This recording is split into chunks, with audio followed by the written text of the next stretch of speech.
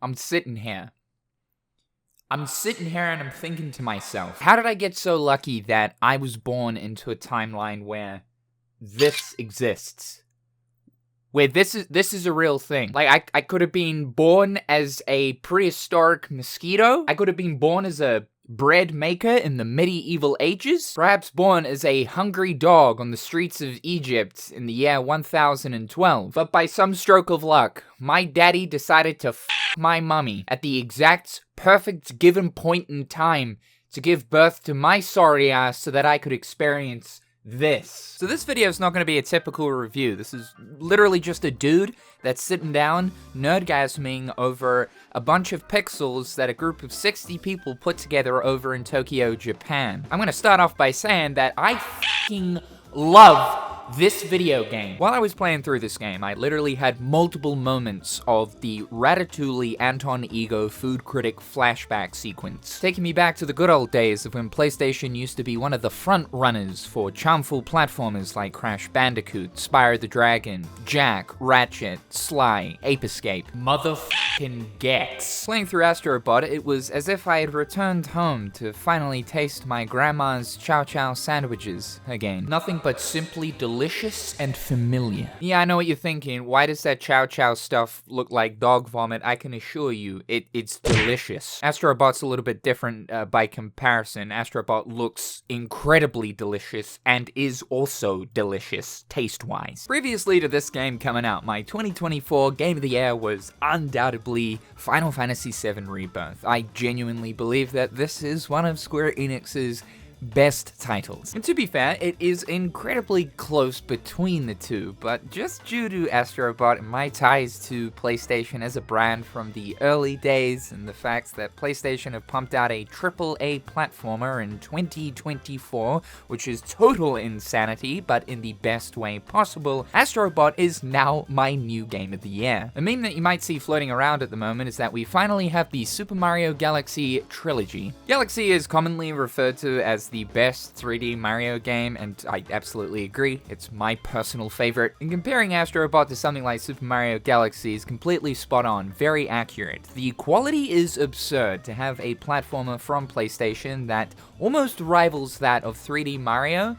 I know is an insane take, but it's just that good where it's like, wow, okay, PlayStation, you're not fucking around with this slice of cheese. Now, do I think that Astro Bot is better than Super Mario Galaxy? Oh, yeah, no. I mean, that is still the goated of the platformer genre. But that being said, it certainly does come close. Let's talk about the first big thing here. If you're a fan of the PlayStation brand from the early days, and I mean like the late 90s, then you're pretty much getting slapped in the face with the long dick of PlayStation. Nostalgia is one of the key aspects of Astro Bot. All of those familiar characters you grew up with playing on either your PlayStation 1, 2, or now even PlayStation 3, because apparently that's a retro game console. I feel old! Most of those characters that are associated with PlayStation are here. This is the game's main collectibles. In Mario, we've got stars. In Astro Bot, we've got video game characters. The PlayStation 5, like quite literally the console itself, is Astro Bot's ship. And we've got this green alien guy, which really interesting color choice here. Green alien, Xbox green, rips apart the PlayStation 5. I know what you're doing, Team Asabi. Wait a minute, did that alien just shove the PlayStation 5 processor up its ass? He steals all of the components of the PlayStation 5, and it's our job here to retrieve them across the galaxy. Or while doing so, we save some familiar friends, 300 of them to be exact. All of the familiar PlayStation consoles, accessories, and peripherals that appeared within Astro's Playroom are reused here in Astro Bot. Like, the end sequence of this game is insane. I'm not gonna spoil it for anyone that hasn't seen it yet, but like, this game is quite literally PlayStation the game. Astro Bot takes nostalgia, puts it into a syringe, and injects it straight into the bloodstream. Like Jak and Daxter in 2024? Oh no! Oh my god, it's him! Sorry. It's, oh my god. Crash Bandicoot? It's him! It's him! What have I got? You don't, do you know who that is? Yes. Do you know who that is? Yeah. Simon. It's Simon Bandicoot. Yeah. Look, that's motherfucking Spyro the Dragon! Sly Cooper! Maxi Boy from Dark Cloud 2? Oh, hey, it's Mr. Mosquito. Yo, they got the apes and Spike from Ape Escape! Fall Guys? Wait, what the f? Okay, yeah, wait, hold on a minute though. How you gonna have the f***ing bean from Fall Guys And not have Cloud Strife and Sora from Kingdom Hearts! as you collect all of the bots when you return to the hub world, which, there's a hub world as well, like, to talk about calling back to the good old days of platformers with hub worlds. You get to explore the hub world, and there's cool secrets in the hub world, and the hub world's a level in itself. Oh my god. You'll come across all of the bots that you've rescued. You can call them, and they'll come running over to you, and you can dance, and they'll also bust a move. There's also different interactables around in the hub world that require a set amount of bots, so like you gotta go back into the levels, make sure you get all the bots so that you can progress through the hub world to rescue even more bots, to find even more secrets. But they have this big space where you've got literally 300 plus characters all moving around, all performing different unique animations, and it's all familiar PlayStation related characters. Let's take it one step further though. Team Astro thought, alright, let's make 5 levels that are completely dedicated to a PlayStation game. Ape Escape fans have been dried up and malnourished for an incredibly long time, but Astro Bot swoops in and provides them a fully dedicated Ape Escape level. You got the net, you got the monkey finder, there's a bunch of monkeys, and the level works just like an Ape Escape level would, albeit it's a very bite-sized experience. It's still a little piece of Ape Escape content in 2024. We got the God of War level where we get the Leviathan axe and we can throw it and recall it just as you do in the actual game. The Eyes of Odin that are the collectibles in God of War is also a collectible in this level where we gotta find and destroy all of the ravens scattered throughout just as you would in the actual game itself. And oh my god, they put the loading shimmy in. We got the Uncharted level that goes do do do do do do do do. You got the rope swinging, you got the gun shooting, you've got the temple raiding, you've got the chase sequence. It's so creative how Team Asobi were able to take the different aspects of what make those games and turn them into actual gimmicks that you experience in those levels. All of the levels throughout Astro Bot though are just pure fun. Like from start to finish, you're having a constant serotonin intake as you're playing the game. Like there is just no pause in between, it's just serotonin, serotonin, serotonin. I don't think that Astro Bot does anything necessarily different within its level design. It is all things that we've seen in previous platformers, especially in Mario titles. It's very clear that Team Asobi have taken quite a bit of inspiration from the 3D Mario games to apply here in Astro Bot. Astro Bot most certainly has its own identity, to be sure, and I think when you're at the point of making comparisons between Astro Bot to that of a 3D Mario game, that is like some of the highest praise you can make towards a platformer title. I personally didn't find many of the levels to be difficult, and if I had one gripe with this game, I would say it is lacking challenge-based levels. There's a lot of levels throughout this game. There's also mini levels, which are the smaller type galaxies that you'd come across in something like Super Mario Galaxy as you're exploring the map. Sometimes there'll be a meteor, you crash into the meteor, there's a mini stage. These contain mini challenges, some of which can be a little bit difficult. You've also got the PlayStation symbols as levels. What? Team Asobi took one look at Microsoft Clippy and thought, we can do the same thing here, but with the PlayStation symbols. All we have to do is slap some googly eyes on them, and they are now a unique character. Okay, there's not really much going on with the PlayStation symbols, but these little fellas will provide you with 4 extra bonus stage per symbol. These bonus stages here are the harder challenges of the game. Some of them are a little bit difficult, and there is a super hard final level that you'll get to experience to get the final bot. That did take me a few tries. That is definitely the hardest challenge in the game, but the game is lacking some harder, difficult stages. There's DLC coming in, and no doubt that will introduce some harder challenge levels, but all around, the stages are just fun, and I think that's what matters the most. There's also just a great variety in themes. We've got the spooky castle theme mountains level, we've got the jungle level, we've got the in the clouds level, we've got the ice level, we've also got the casino level. I mean, any good platformer needs the casino level. At one stage, I was facing Kingdom Hearts 1 Monstro PTSD due to being swallowed by a large beast and finding myself inside its belly. Ugh, look at how its organs move when I move around.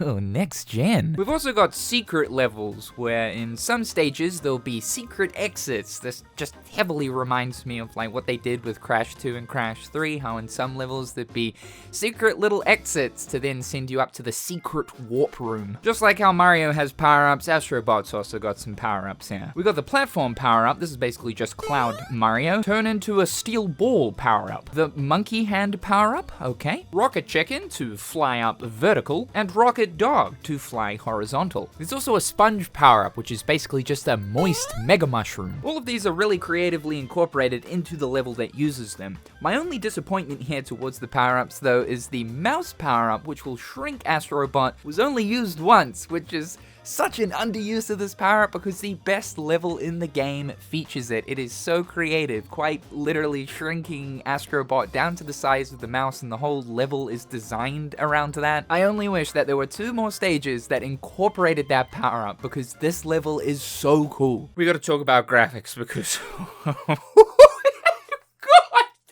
look at this! I think there's a few examples of a truly next-gen PlayStation 5 title, but I would honestly put Astro Bot as like the front runner for this because this is one of the few PlayStation 5 games that truly does feel next-gen. Now, of course, along with all of the DualSense features and gimmicky stuff that is incorporated into the controller and actually using the haptics as well as the controller speaker, which is all like it was in Playroom, the best example of the use of the DualSense as a whole. If we're looking at the fidelity visual side of things, my god, this game is drop dead gorgeous. But it's really cool to see a platforming title using and harnessing the amount of power that something like the PlayStation 5 has. The Mario games have always been incredibly good-looking games, and Nintendo have been really smart with being able to use the power that is available on the systems that 3D Mario games have appeared on to make a really good-looking game, even if the Nintendo systems are underpowered compared to something like an Xbox or a PlayStation at the time. It's not always about raw hardware power. Graphics aren't really that important. It's the fun of actually playing the game, along with a good art style and direction, that truly matters. But if you've already got a really fun gameplay concept along with a great art direction on top of raw power, whoo! What a combo! And we're not talking about using this power so that we can see the skin pores on character models. It's used in really creative ways, like the physics is a shining example. My god, the physics. I've never experienced a game that has this many physics, unless of course we're talking about Starfield and spawning in 1 million potatoes. Yeah, the use of physics here is really cool. It's not really incorporated as an actual mechanic into the game, it's more of a visual fun thing. Team Asobi explains that physics in video games is generally a really cool and fun thing, something that piques the curiosity of gamers. And I love physics, I'm all about physics, and this is also like physics the video game, because there's so many physics in this game! Dude, I don't give a rat's ass about seeing the dirt under Joel's fingernails from The Last of Us. I want to see how many golden skulls you can spawn in an ancient temple. I'll let you know that I spent about like 15-20 minutes playing around with this cloth at the beginning of the casino level. Look at these physics! I also like how there's wobble physics here on this cactus. I've also never seen a video game use bedsheet blanket physics. Huh? Pretty impressive, right? This is a historical moment for gaming. All of the boss fights throughout the game are simply fantastic. Each boss will incorporate one of the power-ups that you've been previously using. I especially loved the chameleon boss that incorporates the slow-mo power-up. One thing that sticks out to me in platformers is the coins. The common collectible that you're always collecting throughout a level is actually meaningful, not just getting 100 of something and then you get an extra life. Lives are non-existent here in Astro Bot, and so rather the coins are actually used as a currency currency to spend at the Gachapod. This Gachapod will contain a bunch of gachas, which will unlock you brand new outfits to equip on Astro Bot, or to unlock the items that correspond to the different cameo video game characters that appear in the hub world. And so this collection aspect kind of kicks in, and you want to collect every single coin you come across and bash open every single box so that you got enough money to pimp out all of your characters in the hub world. Dude, my heart rate is sitting at like a 136. I'm getting too excited talking about this, so I'm gonna stop here. I think you get the general idea. I really liked this game, and I think everyone needs to experience it. I'm genuinely convinced that if you do not like Astro Bot, you simply don't like video games. It's not just Astro Bot being a great game and that it's receiving a lot of praise and hopefully will get a lot of sales, but also the learning lesson that comes from Astro Bot being a success to send back to PlayStation and Sony. And that is that games like this still matter and that they should continue to make them. I am 100% certain that Astro Bot is going to be a here-to-stay franchise for PlayStation, and that Astro Bot, now that he finally has his first full non-VR game, has become a brand new mascot to PlayStation, also potentially being the face of PlayStation, just as Master Chief is to Xbox and Mario is to Nintendo. In this era of gaming where we are drowning in gacha and live service slop, this is just so refreshing to see coming from PlayStation. Thank you so much for listening to a fully grown man mumble and jumble about a video game. Be sure to subscribe to the channel to keep up with everything going on here. Check out my other garbage social media platforms, and a big thank you to my turkey-tastic patrons. I hope you're all having a fantastic day. Pro tip, your day will get even better if you play Astro Bot. I'm Cynical, and we'll talk real soon.